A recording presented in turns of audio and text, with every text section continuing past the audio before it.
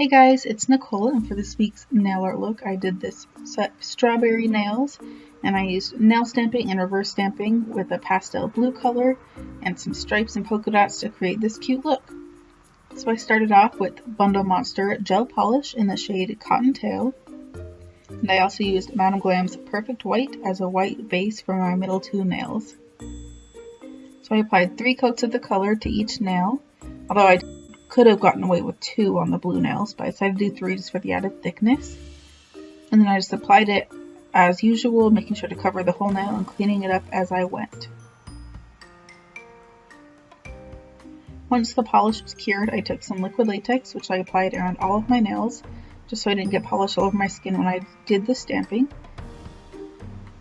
And so I started off with the Pro Collection XL from Money London, the first plate, with these polka dots, which I put on my pointer finger and my pinky, as well as these stripes, which I used a blue stamping polish and put horizontally so they'd be horizontal. And then I'm taking Uber Chic 9-01 for the single strawberry image, so I filled in with some regular red and green polish. So it's just a detail brush to fill it in. It's not that difficult if you have a small enough brush. And then once it was touch dry, I put that on my middle nail. And I'm also taking the full negative space strawberry image, and I filled that in as well. And since the blue polish is opaque enough, you can't see when you go over the line, so that's a great color to use if you find an opaque one. And then I applied it the same way. Once it was touch dry, I put it on my ring finger, and then I made sure to clean up the edges and separate the decal before I removed the latex. Then I cleaned up all the polish on my skin so I'd have a nice clean finish.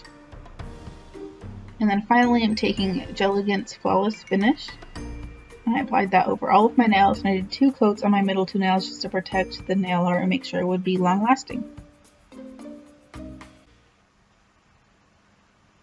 Once that top coat was cured, I removed the tacky layer, and then that's how you complete this nail art look.